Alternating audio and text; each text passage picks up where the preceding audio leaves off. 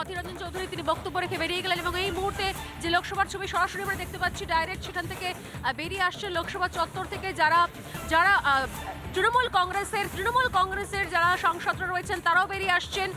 গোটা কংগ্রেস রয়েছে মহুয়া মৈত্রের পাশে এবং এর আগেও আমরা দেখেছিলাম অধীররঞ্জন চৌধুরী তিনিও ছিলেন, সোনিয়া গান্ধী তিনিও দাঁড়ালেন এবং সবথেকে অবাক করা বিষয় যে মহিলা সাংসদ হয়ে সংসদে দাঁড়িয়ে যে সংসদ কয়েকদিন আগে মহিলা সংরক্ষণ নিয়ে একটা ঐতিহাসিক সিদ্ধান্ত নিয়েছে সেই সংসদে দাঁড়িয়ে তিনি মহিলা তাস চাললেন এবং তারপরও কংগ্রেসের উপর চুপুরি সাপোর্ট, তারপরও বিন্দুমাত্র কোনো অনুশোচনা নেই, তারপরেও এই সংসদের নিরাপত্তা নিয়ে দেশের নিরাপত্তা নিয়ে একজন সাংসদ হিসেবে তার যা দায়িত্ব কর্তব্য ছিল তা নিয়ে তার কোনো অনুতাপ নেই, বরং তিনি মহিলা তাস চালছেন, তিনি সংখ্যালঘু তাস চালছেন।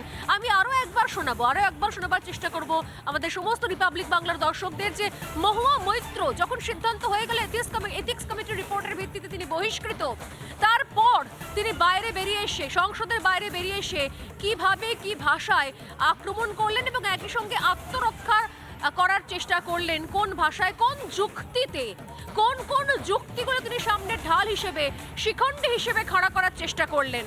আমি আরও একবার দেখাবার চেষ্টা করব মহুয়া মৈত্র তিনি আজ বহিষ্কৃত হওয়ার পর লোকসভার বাইরে বেরিয়ে এসে ঠিক কি যুক্তি দাঁড় করানোর চেষ্টা করলেন। Constituency on the Bangladesh border.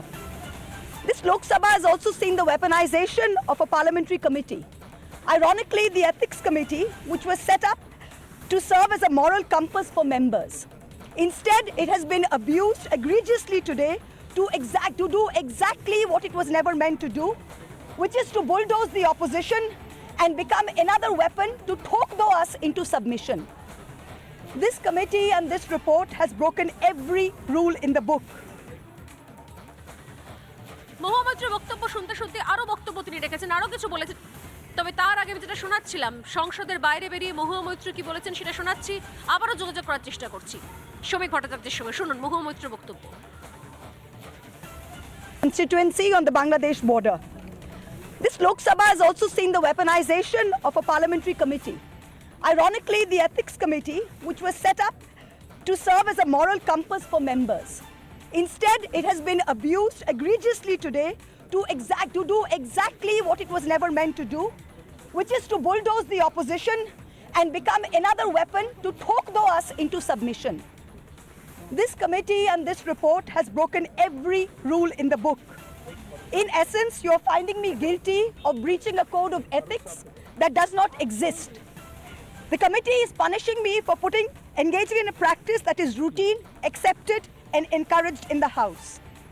The findings are based solely on the written testimonies of two private citizens whose versions contradict each other in material terms, none of whom I was allowed to cross-examine.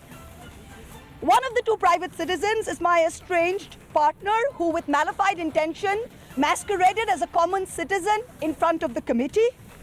The two testimonies have been used to hang me. They're at polar opposites to each other. The complainant says I accepted cash and consideration from a businessman to ask questions in furtherance of his commercial interests. But the businessman's suo motu affidavit says I pressurized him into uploading questions to further my agenda. The two are at polar opposites.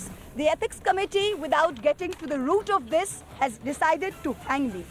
It refused to summon the businessman to orally testify, and there is no evidence of any cash, of any gifts anywhere. The recommendation of expulsion is based solely on the ground that I have shared my Lok Sabha portal login.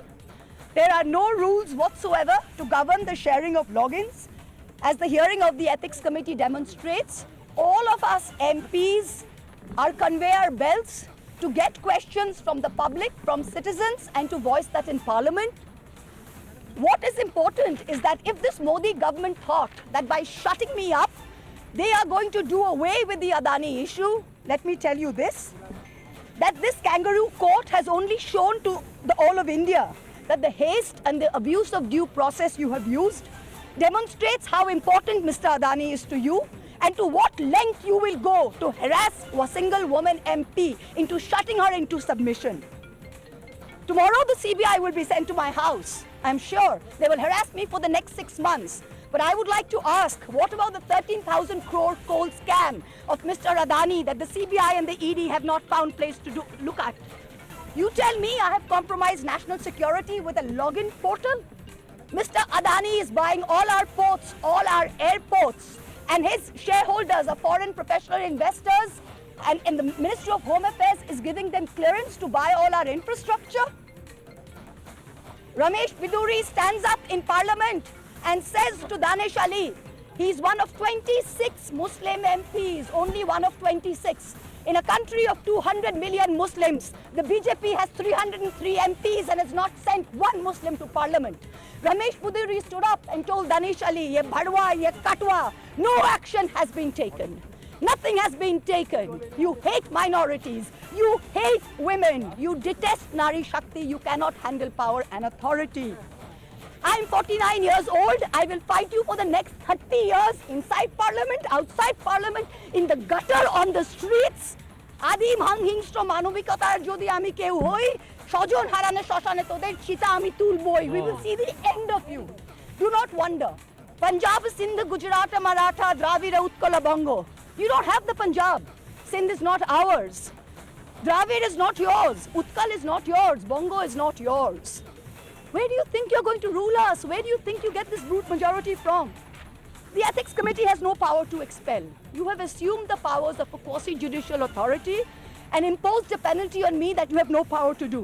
You have disregarded due process, proportionality, and abused every tenet. This is the beginning of your end. जब नाश मनुष्य पर छाता है तो पहले विवेक मर जाता है. We're going to come back and we're going to see the end of you.